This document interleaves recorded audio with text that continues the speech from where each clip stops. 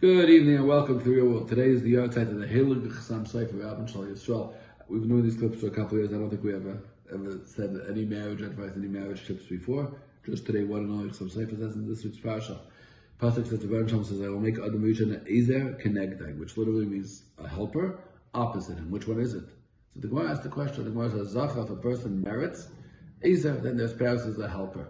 Leizach, if they don't merit, then connected, their spouse is opposite, in opposition, working against them. The Sefer says the fusion of the words Ezer connected means because both are true.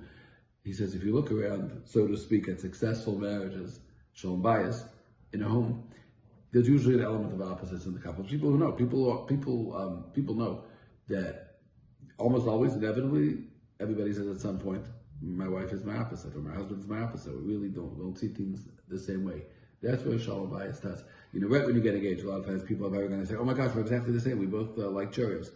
But then real life sets in and you realize that we see things very differently. We are very different. Our temperament is different. That is the school of shalom bayis. Sefer says that Ezer connected. The help comes from the fact that it's connected. And it's not that hard to understand why that is. Aside from the fact that children grow up much happier in a home with the different viewpoints between the parents and different natures between the parents, because then they always have a place to hang their hat, so to speak. Children master that. They know which parent to go to for which things because they understand that their parents are different.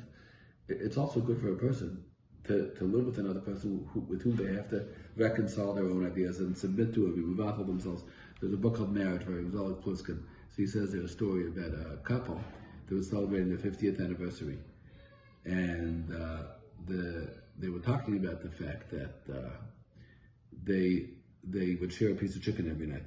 And the husband liked tops and the wife liked bottoms. And it worked out perfectly because all the husband had the top of the chicken and the wife had the bottom piece of the chicken and everyone got the piece they wanted. At the 50th anniversary, they were talking this head and what became clear is that they both didn't like the piece they ate all the years. The husband really wanted bottoms, but he took the tops because he thought his wife wanted the bottom. And she had only said she wanted the bottom because she thought that he liked the top. She really didn't like the bottom. She wanted the top. So for 50 years, they both ate the wrong thing every night. She could have had tops. He could have had bottoms. They both would have been much happier, right?